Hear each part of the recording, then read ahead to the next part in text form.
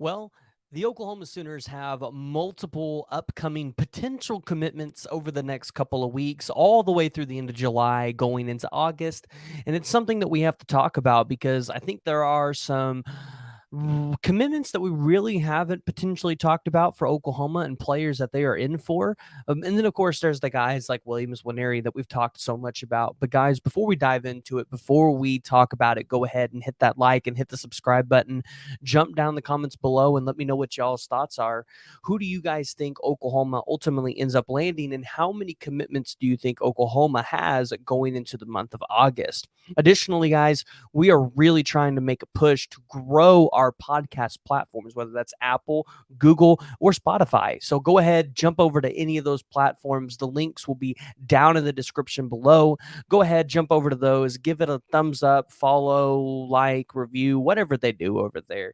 Help the podcast grow in many ways over there. But let's go ahead and let's jump into it because Oklahoma has a busy month on the recruiting trail. And it kind of started off with the commitment of five-star tight end Devon Mitchell, who, yes, I know, reclassified in 2024. Rivals already has him as a four-star.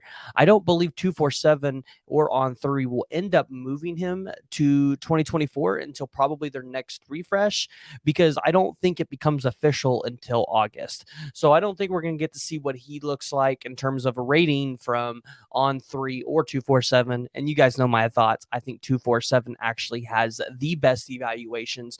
So I don't think we're going to get to see what that looks like until that time. However, I do want to say, I know everybody's kind of been freaking out about Devon Mitchell losing his fifth star with rivals and moving to a four-star, still staying in the top 100 player. But people, I really want to understand that it's okay, because remember, he's younger than the guys in 2024, and so therefore he's a little bit behind in terms of just matured ability in his body. Even though, I mean, quite frankly, you look at his size and you look at his weight and you go, he's pretty much ready to come in and play probably year one for Oklahoma. And you can imagine, if he's going to be a spring enrollee for Oklahoma, then yes, he probably will be playing for Oklahoma at some capacity in the 2024 season, when you expect that Oklahoma will need tight end depth and definitely tight end talent. You expect them to probably go ahead and hit the portal as well. But outside of Devon Mitchell, right, Oklahoma is definitely looking to make up some momentum and gain some ground on the recruiting trail. Now, Devon Mitchell made it known in his commitment that he is going to go after the defensive linemen in this class and get them committed here. Well, we all know who he's talking about: the David Stones and the Williams Nwaneris of the world. If Oklahoma lands those two defensive linemen, Sooner Nation shuts up about Todd Bates, and ultimately Oklahoma's put back on the map to potentially go and win a national championship. And that's kind of where we're going to go ahead and transition today. And we're going to start with Casey Poe, an inside offensive lineman, four-star guy. We've talked about it. His commitment date is set for tomorrow. That is going to be Wednesday, July 12th. And right now, all indications point, including the crystal ball from Steve Wiltfong, to Alabama. And we've talked about it, the history that his family has with Alabama and playing for Bear Bryant, and now getting the opportunity to play for Nick Saban and continue that legacy of playing for Alabama greats.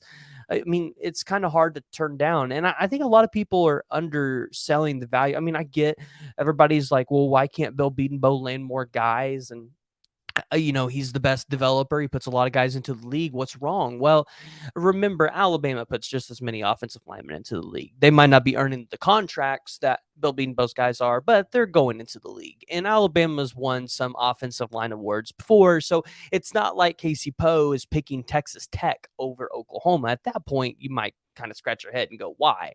Right? Which then we dive into that a little bit more. But if Casey Poe ends up picking Alabama tomorrow, it wouldn't be a shock. But ultimately, if he ended up being in Oklahoma, I don't think it'd be a shock either. I believe that decision has been finalized from what he has put out there and from what we all understand. And it seems like Alabama definitely might be the pick there. You also had Clemson, Auburn, and Georgia in the mix. But then on July 13th, this would be Thursday, you have a commitment coming up from the four-star defensive lineman at 6'2", 300 pounds, Jayden Jackson. Now, if you talk to a lot of people around the industry, you listen to things, it sounds like Jayden Jackson is trending to the University of Texas and Bo Davis. Now, this does look like it potentially is a Miami, Texas, Ohio State battle with Florida and Oklahoma on the outside looking in. Florida has definitely positioned themselves really well for Jayden Jackson this cycle. They've had him on campus a couple times. I quite honestly don't expect Jayden Jackson to commit to Oklahoma on the 13th, but I find it really hard for Jayden Jackson not to be a part of this class for Oklahoma if David Stone's a part of the class. And I think it's pretty telling that David Stone's either not telling people where he's going or he has not made a decision yet. Because if David Stone was coming to Oklahoma, I feel like Jayden Jackson would be a part of this class as well already. But at the end of the cycle, I feel like if David Stone's here, you have a pretty good shot at flipping Jayden Jackson from wherever he's at. And if he's at the University of Texas and you flip him from there, we all know what that's going to be like for Oklahoma fans and getting those bragging rights going into the season. So outside of those two, you're going to have a week or so where you're not going to have any commitments, but then you're going to be looking at the 5-star running back out of Longview, Texas at 5'10 and a half, 205 pounds, Taylor Tatum on July 21st. Yes, Oklahoma is in the mix for a 5-star running back, and it does not look like Alabama is going to be in here to spoil the fun. I'm sorry to bring that up, guys, but you know what? I had to because it seems like Alabama spoils a lot of things for Oklahoma on the recruiting trail. But Taylor Tatum is a guy that, he wants to be a dual sport dynamo. He wants to play baseball as well as football. And so you see this idea that Oklahoma is really just going to be the best place for him because they've done it once before with the 5-star quarterback and top 10 MLB draft pick and the number 1 overall NFL draft pick, Kyler Murray. So Oklahoma is definitely in a good position there to be able to go out there and win that battle. I expect them to win Taylor Tatum. I think a lot of people do. It's where you see all the predictions flowing in for. That commitment is going to be coming down on July 21st. So Oklahoma definitely has the opportunity to gain some momentum going into the Champion Barbecue. Now, before we move on a little bit further, it's important to note the dead period ends on July 24th, and the party at the Palace for the 2024 recruits is going to be on the weekend of July 28th. So you realistically could have a 5-star running back committed to the University of Oklahoma going into that weekend, which would just be big for Oklahoma. Now, Williams Nwaneri, we have all heard about Williams Nwaneri and that potential commitment coming down on August 1st, which if you're Oklahoma, you feel pretty good about where you sit there. Reason being, because if you look at who's coming in for Sooners Under the Stars, which is just a couple days before the party at the Palace, you have Isaiah Mosey, who's a teammate of Lee Summit North. You have Kamori Moore, a 4-star defensive lineman who also plays at Lee Summit North. And you imagine there might be some other Lee Summit North kids there, as well as Jamar Mosey. Who usually travels with them? Well, it would be the 5-star defensive lineman, Williams Nwaneri. Now, he's currently not confirmed for the party at the Palace, but I think it's pretty well expected that with the other guys being there, Williams Nwaneri will be there, and Oklahoma definitely will probably get to make a final pitch to Williams Nwaneri on why he should be a Sooner. So everybody's got their eyes focused on that one. It's one I'm excited about. It's one you're excited about. And if Oklahoma can land Williams Nwaneri and then potentially turn around either before or after and land David Stone, Oklahoma could, going into, on August 1st, have 2 defensive lineman commits that are 5 stars and top 10 players in the country. And by that point, you imagine the momentum will continue to roll because we've got more commitments to talk about. Yes, I said it, more commitments.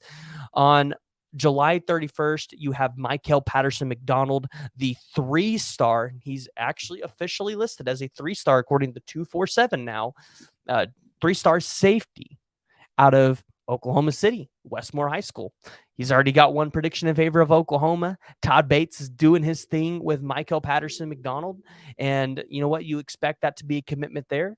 And then going into August 25th, I think it's the first game of the season for Duncanville. You're going to have the 4-star running back, a top 100 player in the country at 5'9", 180 pounds, Caden Durham, announcing his commitment on August 25th. That's going to be an Oklahoma LSU battle.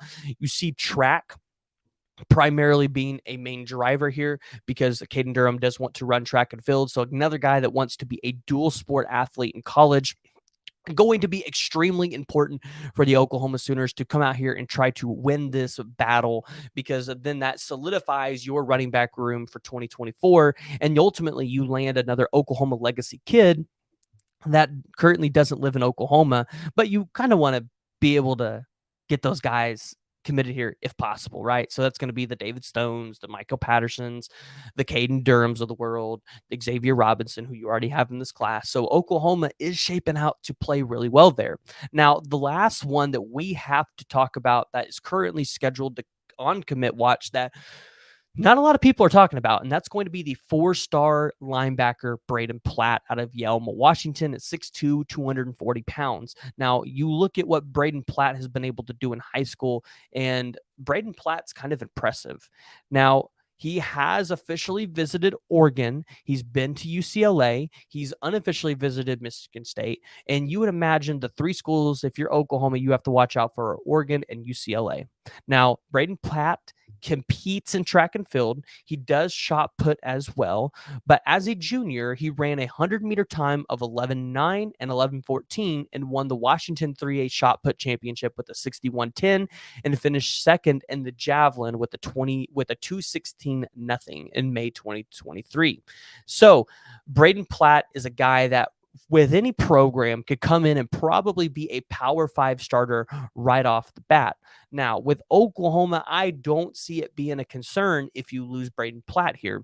The reason being is because I think the 2025 class at the linebacker position is really strong for Oklahoma, because you have a couple prospects that you feel really good about, maybe one in Kelvin Riggins. You have another one in Christian Thatcher, who's out in Las Vegas. But then you've also got Chase Pearsall. So if you look at the class in 2025, I think that's the year that maybe you really start to hone in on some extra linebacker targets. And then in 2024, if you just have James Nesta, who is a dual sport athlete for you, going to play baseball and also going to play football for you, I think you're okay with that. I think you're okay with that, because if I'm Oklahoma, I'm realistically really wanting to try to flip Peyton Pierce from Ohio State, which if you're Oklahoma and you go out there and win 10 or 11 games, I think you would make yourself a pretty compelling pitch to be able to do that. So guys, that's where Oklahoma currently sits as of right now with upcoming potential commitments. And I'm saying upcoming potential because that does not mean they're committing to Oklahoma. My guesses are by August, you have Williams Nwaneri, Mykel Patterson McDonald, you have David Stone committed to the University of Oklahoma. Now, I think Jayden Jackson commits to University of Texas, but I think later on down the road, closer to early National Signing Day, David Stone is able to convince Jayden Jackson to flip his commitment from wherever he commits to the University of Oklahoma. And I will say this, I would potentially keep an eye out once David Stone commits to see if there are any other prospects that Oklahoma can get their hand in that maybe they weren't really in the running for. Maybe like a 4-star inside offensive lineman, Jordan Seaton, who is IMG Academy teammates with David Stone. That's going to be a driving factor and something I think we all need to be paying attention to. But guys, as previously mentioned, go ahead, jump down in the comments below. Let me know what y'all's thoughts are about the Oklahoma Sooners and this 2024 class. How many commitments going into August do you guys think Oklahoma ultimately ends up having?